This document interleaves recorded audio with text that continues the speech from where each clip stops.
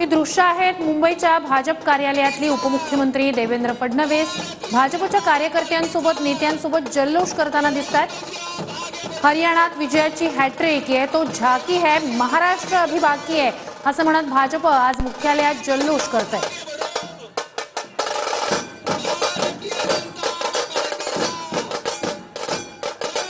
फडणवीसही या जल्लोषात सहभागी झालेले आहेत। ढोल ताशाचा गजर होता आणि आता फडणवीस सुद्धा या ढोल ताशा वादनात सहभागी झाले। स्वतः ढोल वाजवत फडणवीस हरियाणातील भाजपच्या विजयाचा जल्लोष या ठिकाणी साजरा करतात। उपमुख्यमंत्री देवेंद्र फडणवीस ढोल वाजवत हरियाणातील भाजपच्या विजयाचा आनंद व्यक्त करताना या ठिकाणी आपण पाहतोय। भाजपचे प्रदेशाध्यक्ष चंद्रशेखर बावनकुळे महत्त्वाचे सगळेच नेते या ठिकाणी उपस्थित आहेत।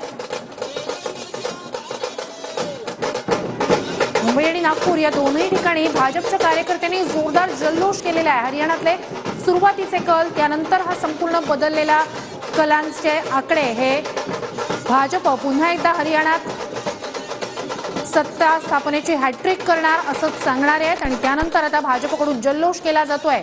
उपमुख्यमंत्री फडणवीस स्वतः या जल्लोषात सहभागी झालेत। हरियाणात विजयाची हॅट्रिक ये तो झाकी है, महाराष्ट्र अभी बाकी है असं म्हणत आगामी विधानसभा निवडणुकीच्या दृष्टीने भाजपला अधिक बळ देणारा हा हरियाणातला विजय। दृश्य आहेत भाजपच्या मुंबईतल्या कार्यालयातली। या ठिकाणी भाजपचे कार्यकर्ते नेते आधीपासूनच जल्लोष करत होते आणि याच जल्लोषात आता फडणवीसही सहभागी झाल्याचं आपण पाहिलंय। स्वतः त्यांनी ढोल वाजवत आनंद व्यक्त केलेला आहे। एक्झिट पोलचे आकडे हे भाजप त्या ठिकाणी पुन्हा सत्ता स्थापन करणार नाही असं सांगणारे होते। भाजपच्या गोटात काहीसं निराशा निर्माण करणारे ते आकडे होते।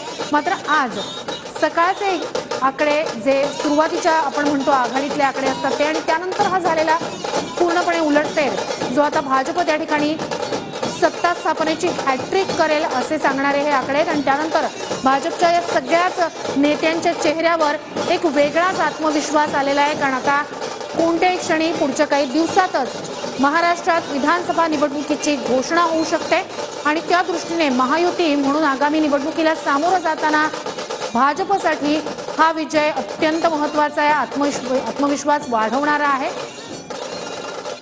मुख्यमंत्री फडणवीस स्वतः या विजयात सहभागी झालेले, विजयाच्या जल्लोषात सहभागी झालेले आहेत। भाजपचा झेंडा या ठिकाणी नाचवत कार्यकर्त्यांचा आत्मविश्वास वाढलेला आहे। त्यांना आगामी विधानसभा निवडणुकीच्या दृष्टीने अधिकच उत्साहित करण्यासाठी म्हणून फडणवीस स्वतः या जल्लोषात सहभागी झाल्याचं आपण पाहतोय।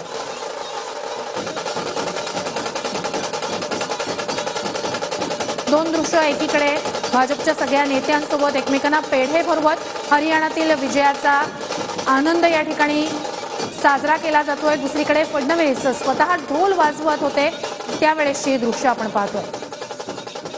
महाराष्ट्र अभी बाकी आहे असं आता भाजपनं हरियाणातल्या या विजयानंतर म्हटलेलं आहे। एकंदरीतच पुढचं लक्ष आता भाजपसाठी महाराष्ट्र विधानसभा निवडणूक असेल हे हरियाणातल्या या विजयानंतर स्पष्ट झालेलं आहे। ही दोन दृश्य